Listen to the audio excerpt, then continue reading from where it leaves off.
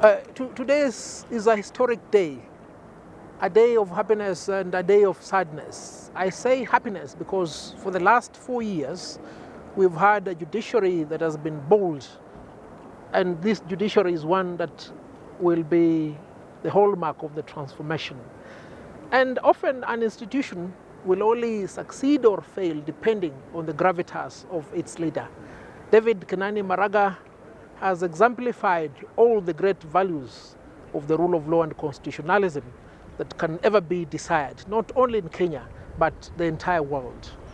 The feats of the achievements, the hallmarks of success that the judiciary has attained for the last 4 years are attributable to him. That's the better part of it. The worst part of it is, as we speak right now, we do not have a Judicial Service Commission that was independent and accountable in 2016 when it appointed Chief Justice David Kenani Maraga and the acting Chief Justice Honorable Philomena Mbete Mwilu. And it's a fear that everybody must be alive to, because we have seen a determined effort by players outside the judiciary, by players outside the legal fraternity, to have a fundamental say in the manner in which judges are appointed. It is therefore a plea to Kenyans that they must remain firm and vigilant. And it is our request to the Judicial Service Commission, because we are aware that the Judicial Service Commission may be laboring under certain pressures outside the confine of the Constitution. We want the Judicial Service Commission to give Kenyans a Chief Justice, one who I dare say should be better than the Chief Justice Maraga. It will be an arduous task, because what the Chief Justice has achieved for this country is enormous. But being a country that is hopeful, being a country that is governed by the rule of law, we are expectant that we'll have another Chief Justice that will take us to a level much higher than where retiring Chief Justice David Kenani Maraga has brought us so far. History has demonstrated that if you have an individual, a man or a woman, who upholds the rule of law, who is capable of doing the right thing, it really doesn't matter what your gender is.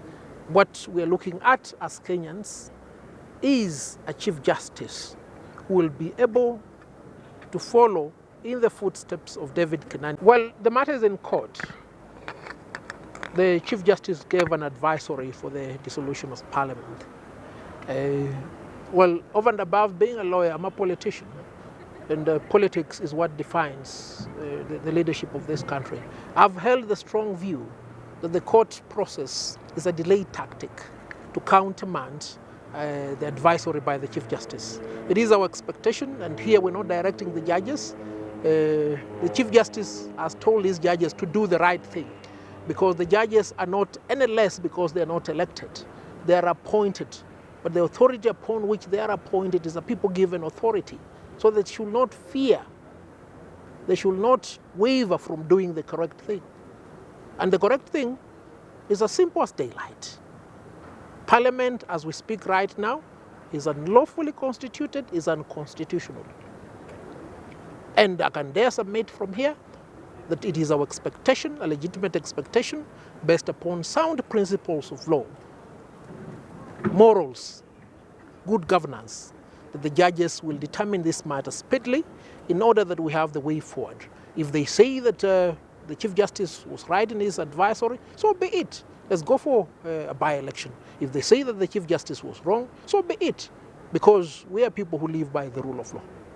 But they should not stagnate longer than necessary.